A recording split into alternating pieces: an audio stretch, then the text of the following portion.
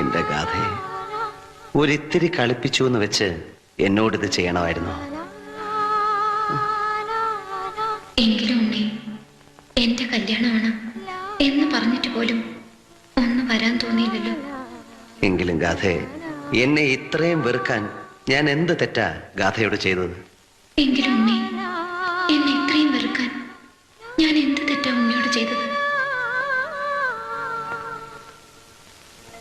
ഇല്ല, നീ എവിടെ പോയാലും ആരോടൊപ്പം ജീവിച്ചാലും ഞാൻ മറക്കില്ല, വെറുക്കില്ല, ഒരിക്കലും.